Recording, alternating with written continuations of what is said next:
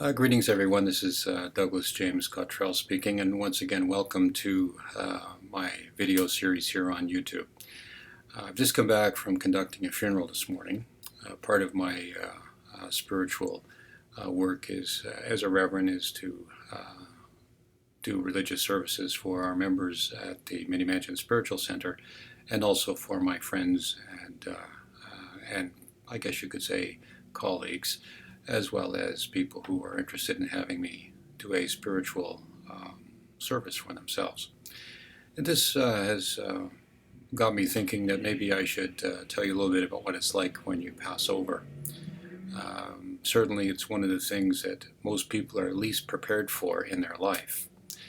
During the transitional time, it's the most difficult, arduous, and indeed sad and painful time.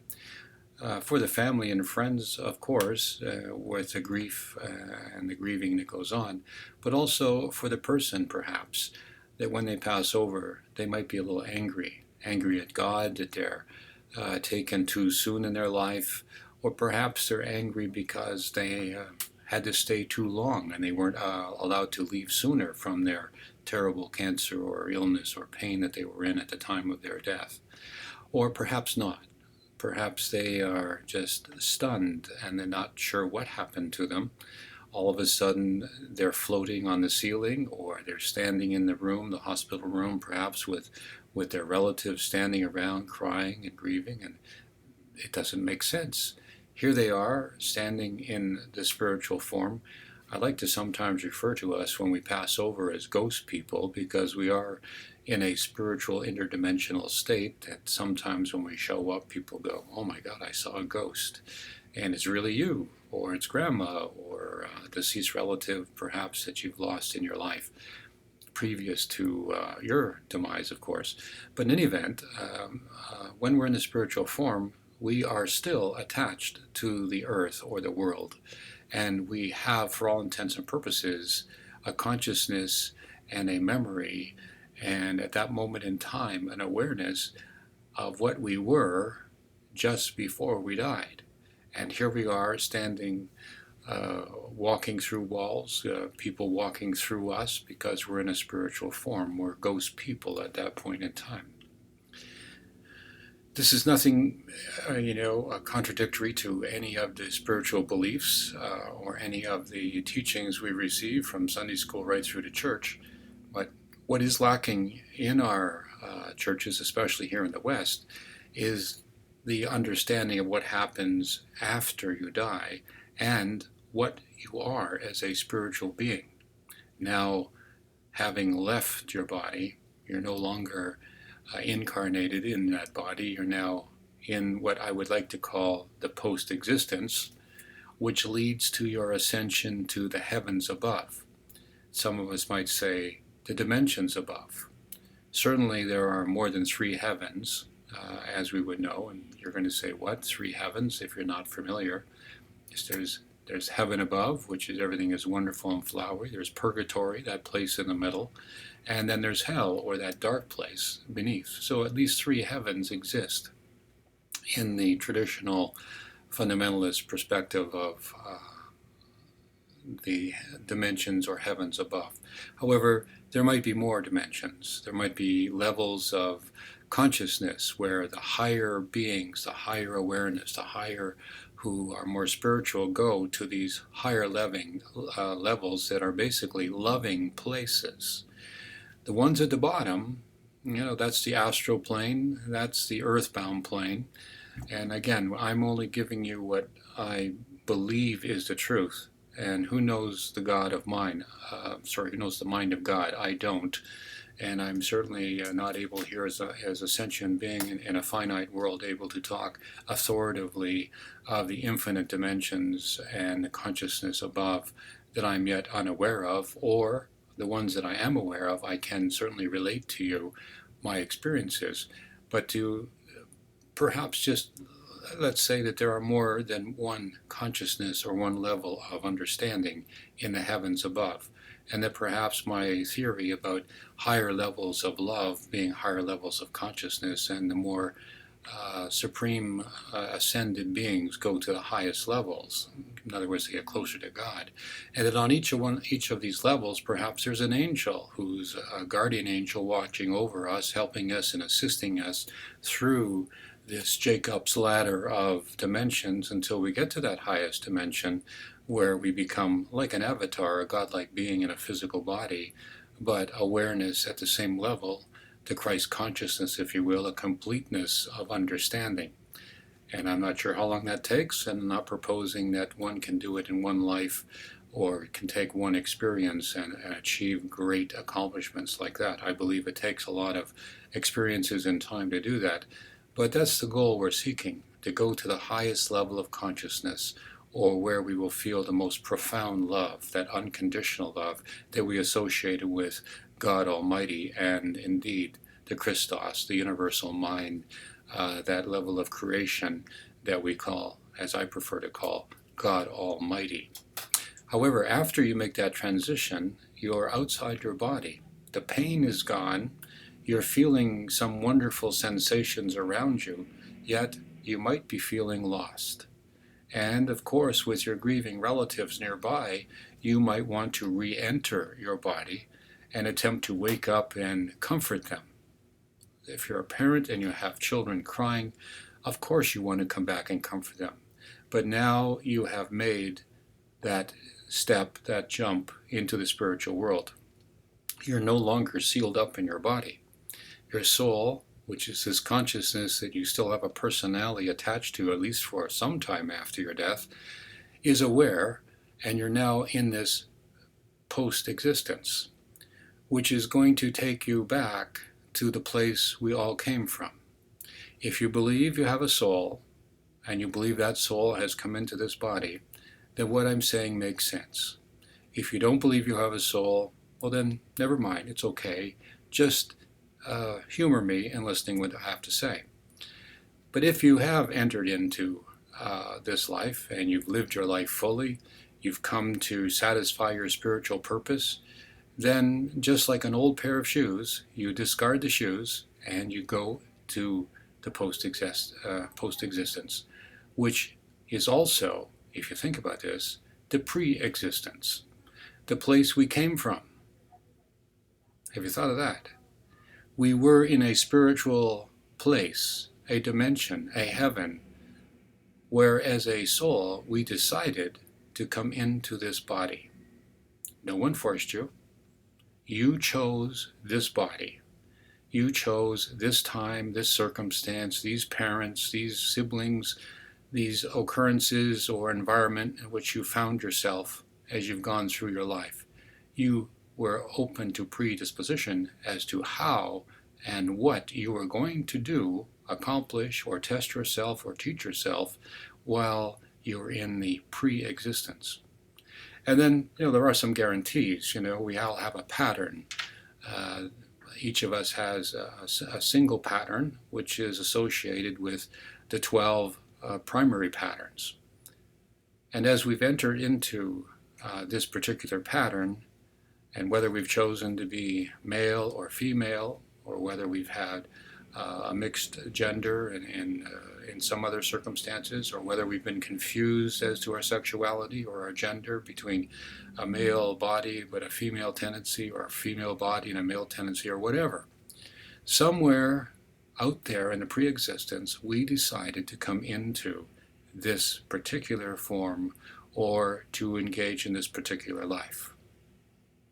Could be right, could be wrong. But if you have, now you've lived that life and you've come to the end, and your soul has made the decision to leave the physical body, which again is like an old pair of shoes. It's spent, it's worn out, and it's time to move on. What happens right after death? As I said, you're standing there perhaps a little bewildered. Stories of relatives standing around the foot of the bed waiting to welcome their family member. Well, that's true. Wouldn't you want to be there with your children pass on, that you would be there to help them and assist them into the now post-existence? Of course you would. So why wouldn't your parents or grandparents or other friends and neighbors who gone on before you, why wouldn't they be there to welcome you home? Of course they would be. Invisible to the eye of most people, but not so invisible to the eye of people like you and I. I'm going to digress a little.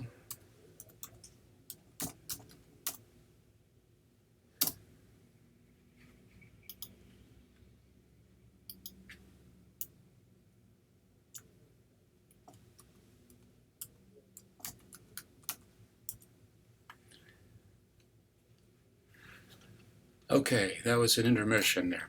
So there you are, now wanting to go ahead and enter into a higher level of consciousness, but you're still pulled back by your relatives that are waiting and hoping that you'll wake up from this, from this death.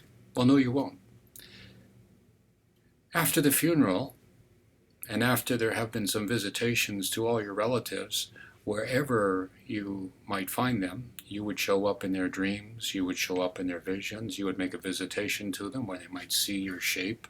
And again, you're a ghost people, and they might see you and say, oh my gosh, I just saw an apparition, or I just saw dad or mom, an image of them. When a good friend of mine, Morris, passed away, he stood behind me in my kitchen area, and my wife Karen said, there's a man standing behind you. He doesn't have a shirt on. And then I could feel something walk into me. It was a shudder and it was a coolness. And I said, yeah, this is Morris. He's just giving me a big hug. Now, my experience and my awareness would help me to understand that moment, and it was true. Now, why was a man with no shirt standing behind me, and why did we think it was Morris? Well, my friend Morris was in trouble. He had some stents put in. But then a year or two later, he passed away. And we heard his funeral was coming up. That's why I thought it was him. But we weren't sure of the circumstances as to how he passed away. And remember, my motto, my friends, is faith is built upon belief, and belief is built upon evidence. You have to have evidence of the spiritual world, or it's just theory. And some padre or preacher or priest might assure you with great authority of what is in the mind of God and what's going to happen and what heaven and earth is all about. And that's nice. They might have it right, they might have it wrong. As again, no one knows the mind of God, and anyone who says they do is pure vanity. So you might have theories and you might have beliefs. But when you have evidence of life after death or these other dimensions, you can believe it with assurance. And that believing with assurance is called faith. All right. At Morris's funeral, I wasn't able to attend because I had other duties. I asked a friend of mine to sign the guest book with my regrets for not being in attendance, which this lady did. She then made inquiries as to how Morris passed away. He was not that old. He was about 70 years old and in great shape. He looked like he was 50. He was muscular. He was in fantastic shape and had been all of his life. To her surprise, she was told that Morris was out in the garden working on a hot day, and he passed away in the garden. He passed away without wearing his shirt.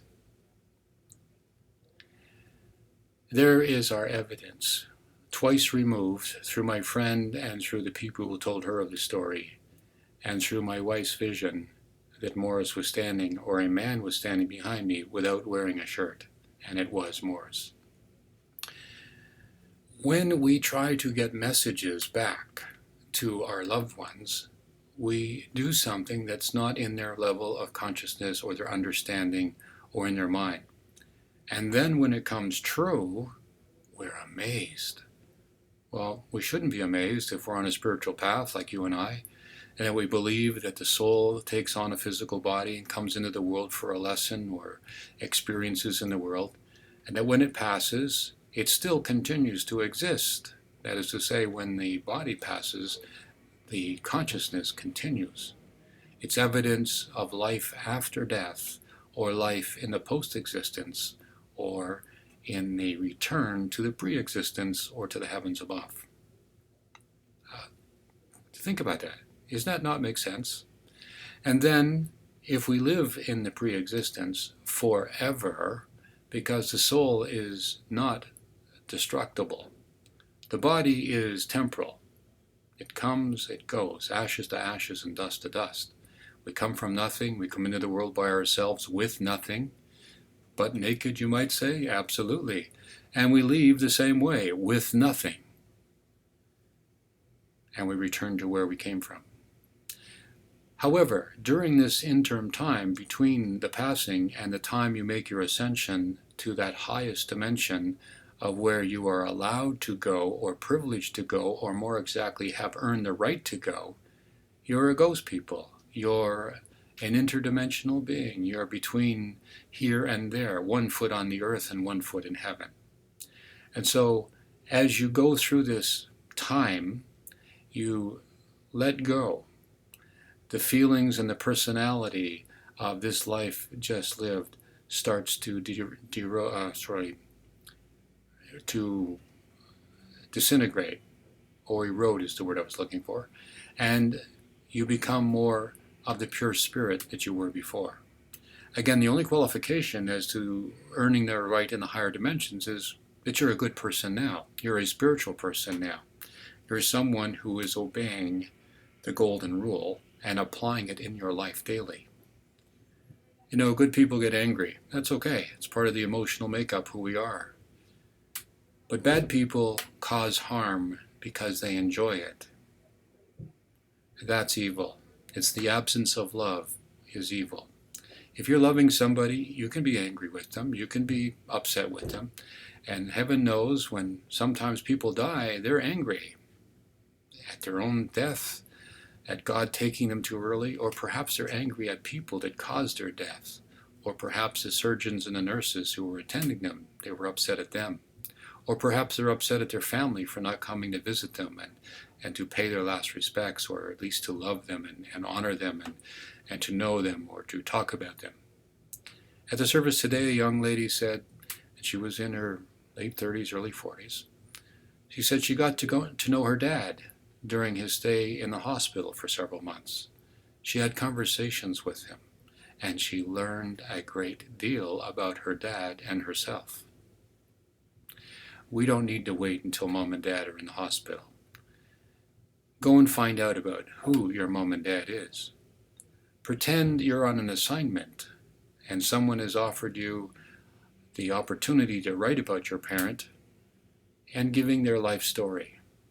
You will be surprised what you don't know about your mom and dad, your uncles and aunts, your relatives, or your grandparents. But take it upon yourself and go and do them the honor of asking them about their life story. A whole lifetime will be in front of you. And it's important to know this because that heritage is given to you. Some of their karma, some of their life experiences are now inside of you. Your consciousness as their descendant has been expanded because of that. So in understanding who and what you are, find out before your relatives make that passing into the great unknown. They will come back, they'll visit you in a dream, they'll tell you that they're all right. And here's a clue that mostly when they do pass, when they come back, mom and dad, or these relatives, grandpa and grandma, they look as if they were 40 years old, young and vibrant. That seems to be a constant when these relatives who are departed have when they show up. But when you pass, you're going to go through a time of uncertainty. You're going to go around visiting your relatives and you're going to walk through them and you're going to walk through walls because you're not in a physical confined body or dimension again. You're in the interdimensional being, a place where you can walk through material. You're going to be visited perhaps by other spirits or other souls, ancestors or angels, or perhaps even a religious icon like Mary or Jesus the Christ, or other religious figures, Zoroaster, Moses, whatever your faith holds as that icon. you might be visited by a high-level consciousness or icon. Only little old you? Well, you're not diminished in any way in the spiritual form. You are one of the same. We are all one. We are all one spiritual consciousness or being, and we are all equal. Those that are in the hellish places like the astral realm or the earthbound, these are people who are not aware. They want to look down, they want to come back, and they want to enter into the world again, and the sooner the better. And even if they temporarily do that by entering into people who are inebriated or passed out in a coma because of alcohol or drugs, they do it because they lust for life back in the world, completely unaware that they need to look up. And by looking up, they'll see lights or clouds, or they'll see hands reaching down. They'll see a place to go. They'll see that tunnel. They will ascend to the spiritual realm. You know, and like all those people in the pictures on the wall, you see 1,000 students graduating at a university. The number 1 is on the upper left and the number 1,000 is on the bottom right. It doesn't matter where they are. At least they're in that dimension of ascension. Just the same as no matter where they are in the photograph, they have graduated. Although I'd much rather see the person who graduated number 1 or 2 or 3 in their class than the one who was in the last 3 of the class myself. In any event, summarizing, when you die, death is not easy. You know, it's not nice, but dying and entering into death, the post-existence, is beautiful.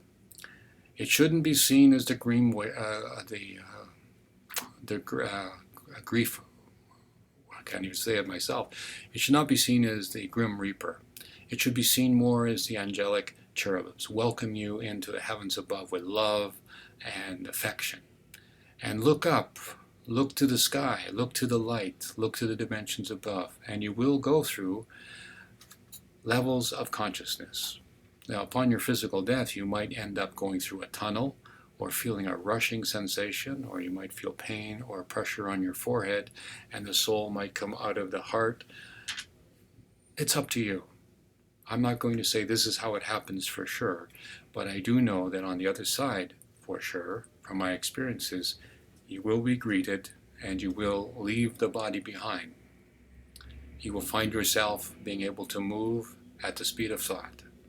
Thinking of, in my case, in a Christian consciousness, Jesus the Christ or Mary, I will be right with them to the highest level of love and consciousness I can possibly go to. Unfortunately, leaving the relatives behind, you don't want to do that. You kind of want to make sure they're okay. That's the test that you face. But you know, after the funeral, time passes, they adjust, they go through the grieving process, and then they remember you with fond memories. That's all right. You can wait around until then, and then make the ascension. Now is the time to become aware of those dimensions and consciousness higher above than the present. Now is the time to be prepared for that eventuality when you will throw off the old shoes, go into the post-existence, which is really the pre-existence returned, and make your way to those places where you'll be administered to. Perhaps there'll be a hospital or there'll be a classroom where you'll be in the hospital adjusting to that spiritual dimension, back to where you came from and back to the consciousness and the feelings and the health of the spiritual body in those areas, those dimensions. And then finally you'll go back and review this life.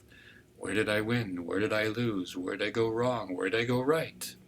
And next time I'll do better. Next time I'll choose this place or that place. And maybe once again you'll meet your relatives or friends in another place in the world to do it all over again. This is Douglas James Cottrell speaking. I hope it's been helpful. A couple of glitches here with the movie making program, but please forgive me. Look forward to talking to you. It's douglasjamescottrell.com, the website. If you're interested in learning how to do quantum meditation or quantum healing, and you'd like to take my course, please visit the website douglasjamescottrell.com, or call the office, which is 905-393-5104. And you can talk to anyone here, and we'll help you find out more about you becoming all you can be and touching upon the power within, that quantum mind that we call the soul. God bless, take care, and if I can help you in some way, please call or email info@douglasjamescottrell.com. Until then, there's a little button at the bottom. Please with a thumbs up. God bless. Bye-bye.